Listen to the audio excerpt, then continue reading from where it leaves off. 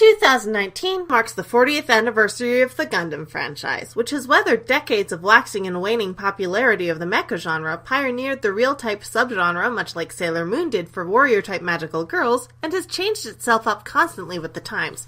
So for this year, while it's not the only thing I'll cover with the feature, I'll be using old-school anime retrospective to look back on a number of these. Starting with one of the seasons that's largely considered a most influential classic, the second TV series, Mobile Suit Zeta Gundam. Zeta Gundam is a 1985 show in the Universal Century continuity, or for those who aren't into Gundam enough to know which one's which, the first one. It follows, well, actually, it either started or cemented many of the franchise traditions, like a more nuanced look at all sides of the war, disguises everyone and their dog can see through, space colonies getting dropped on places, usually Australia, and characters named for obtuse wordplay, although the translations always censor the dirty ones. This series is a full 4 cours, or 50 episodes, so it did last the entire planned length, and Zeta was a big part of the meta-series' success. The story picks up years after the first show, where, after Earth won its conflict against space, now power has corrupted them the same way. The Earthlings are now persecuting Spacenoids, using the Titans, a task force that are supposedly just hunting terrorists and totally not making examples of anyone fighting for equal rights.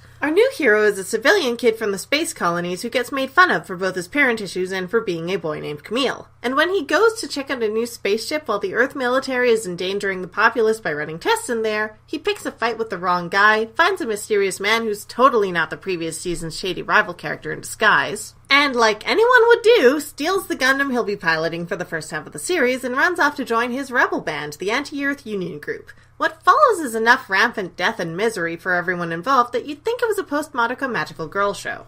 Before we go any further, anyone who knows anything about Zeta Gundam will know that there's an elephant in the room here the size of a colony. This season is painfully sexist. The show may have given us a lot of great women and milestones like the franchise's first female Gundam pilot and first female end boss, though she shares the role with a dude, but almost every single one of them follows the same basic plot pattern of conflicting loyalties and being used by the men around her, leading her to make mistakes, fixate on her love life to the point that it causes problems with the war, and get shoved in the fridge so the next girl in line can have the same thing happen to her. Some of the women escape this fate. Temporarily. Haman made it out still being cool, evil, and turning her romance issues into fuel to make her more terrifying. But we're not gonna talk about what happens to her in Double Zeta. Not until I cover it, anyway. But as always, when I talk about the bad points in one of these videos, I also have to talk about the good, and there's a lot of interesting stuff to be found in Zeta Gundam.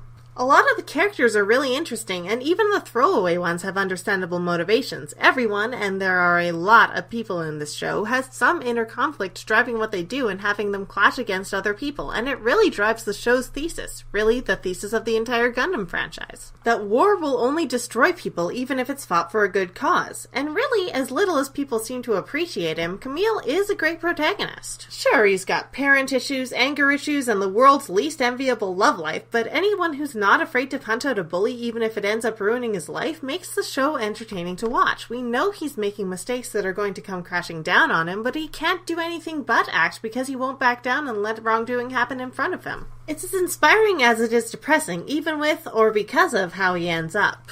There's one thing that's either a plus or a minus depending on your point of view, and that's that the story tends to remix its own plots, exploring them in different ways. There are so many characters and so many episodes in part because of that, and they go to show off how the characters develop when they start to react to different situations in different ways over time.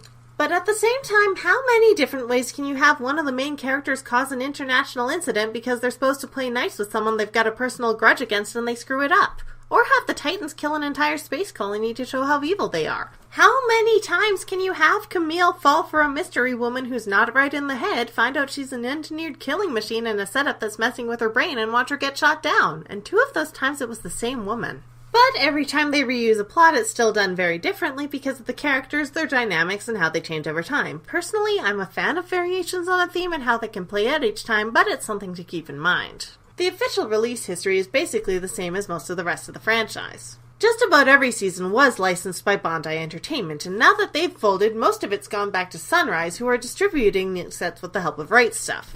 They were streaming on Daisuke, but now that Daisuke is gone, you'll need to go to physical. Both past and present official releases have a few issues. No extras besides the clean op-ed on the new discs and none at all on the old ones. The dub's audio quality sounds a little fuzzy, and some voice actors weren't carried over from the first series for returning characters, but it's pretty solid, and while the subs were just the dub script in the very first release, those were long since fixed in other prints from both Bandai and the new one. The big one is that the two openings and the ending have background tracks from the show subbed in because neither Bandai nor Sunrise could renew the rights to the songs for the English releases, but while that's pretty obvious, it's not a huge deal.